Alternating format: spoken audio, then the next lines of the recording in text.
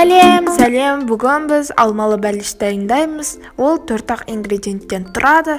Бізбен бірге болыңыздар. Алдымен біздің каналымызға тіркеліңіздер, лайк басыңыздар, комментарий қалдырыңыздар. Біз бастаймыз. 4 жұмыртқаға қант қосып миксерлейміз.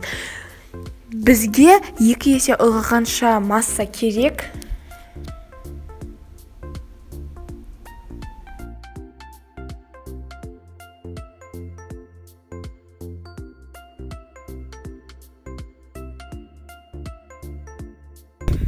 Ұнға разахитер қосып араластырамыз. Електен өткізіп жаңағы қоспаның үстінен қосып күрекшемен оңнан солға қарай араластырып отырамыз.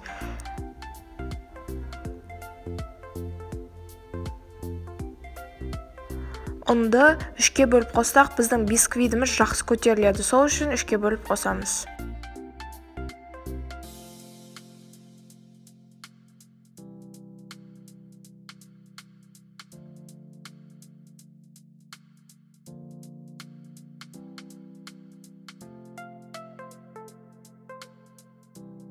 Бізде осындай масса пайда болуы керек. Өте қою, әрі нәзік масса пайда болады. Енді үлкен алма болса 1 алма, кішкентай алмалар болса 2 алмадан алып, осы видеодағыдай қылып тураймыз. Осындай жіңішке болып шығу керек.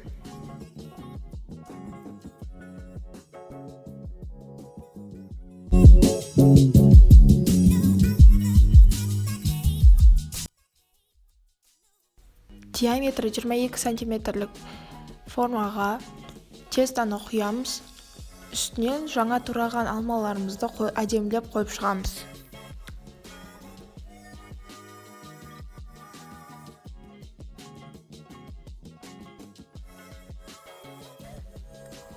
Енді осы бәлішті болған соң духовкаға 180 градусқа 30-40 минутқа жібереміз.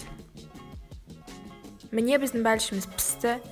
Ол суыған кезде формадан шығарып аламыз.